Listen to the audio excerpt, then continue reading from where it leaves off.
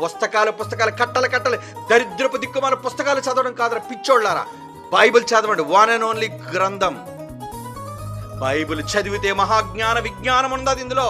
నువ్వు దీన్ని వదిలేసావు, పనికిరాని ఎవడో రాసిన కామెంటరీలు, చెత్త సిద్ధాంతాలు చదివి. అది నీకు పుట్టిన దుర్బుద్ధి కాదులే, ఈ దొంగలకు పుట్టిన దుర్బుద్ధి కాదండి. వీళ్ళ కన్న తల్లిదండ్రులు మూలాలున్నారే, తాత ముత్తాతలు, వాళ్ళకి అంటించేశారు ఈ జబ్బు. ఏంటది? ఆ విదేశాల నుంచి వచ్చే వాళ్ళ దొంగలున్నారే. ఏంటి, విదేశాల్లో కూడా త్రిత్వవాదుల్ని ఎదుర్కొనే వాళ్ళు చాలా మంది ఉన్నారండి. అమెరికాలో కావచ్చు, యూరోప్లో కావచ్చు, ఆస్ట్రేలియాలో కావచ్చు. వాళ్ళు కూడా త్రిత్వవాదాన్ని నమ్మరండి. ట్రినిటీ అనే దాన్ని వ్యతిరేకించాలి. అమెరికన్స్లో కూడా చాలా మంది ఉన్నారు. కానీ అక్కడ కూడా ఈ దొంగలు ఉన్నారు కదండి కొంతమంది. ఆ దొంగల జబ్బు అమాయకులని ఇండియాలోకి తీసుకొచ్చి ఇది రుద్దించేసి మనకి ఒక్క దేవుడే ముగ్గురుగా కనబడతాడు. ముగ్గురుగా కనబడే ఏకదైవం మనకి తండ్రే కుమారుడు పరిశుద్ధాత్ముడుగా కనిపించే వాళ్ళు ఏడు కనిపిస్తున్నారు. ఏకకాలంలో ముగ్గురు వేరుగా ఉన్నారు. ఆయన తండ్రి, ఈయన కుమారుడు, ఈయన పరిశుద్ధాత్ముడు.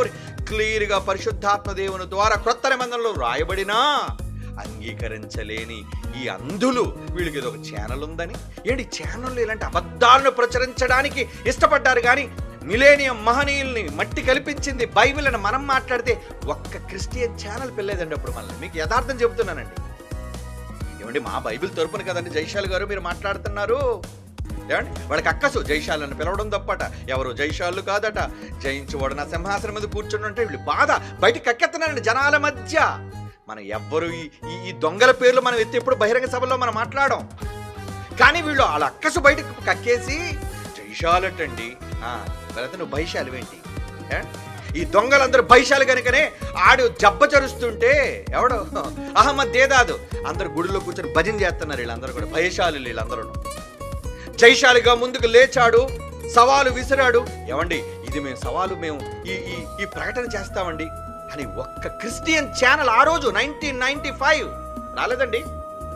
డావిన్సీ కోడ్ మీద నిజంగా మనం పెద్ద నినాదాలు చేస్తూ 8 రాష్ట్రాల్లో మన పిల్లలందరూ రోడ్డెక్కి డావిన్సీ కోడ్ అనే బుక్ తప్పని చివరికి TV9 లాంటి TV9 ప్రముఖమైన ఛానల్, ఒక న్యూస్ ఛానల్ మనం ఆశ్రయించండి, డబ్బులు ఇచ్చేయించుకున్నాం. అందులోని క్రైస్తవ ఛానల్ అయితే ఏమన్నా, ఏమండి సుందర్రావు గారు, మీరు నిజంగా యేసుక్రీస్తు వారు ఎంత పవిత్రమైన పుట్టుకని మీరు చెబుతున్నారు, రండి మా ఛానల్లో వేస్తామని పిలవరండి వీళ్ళు.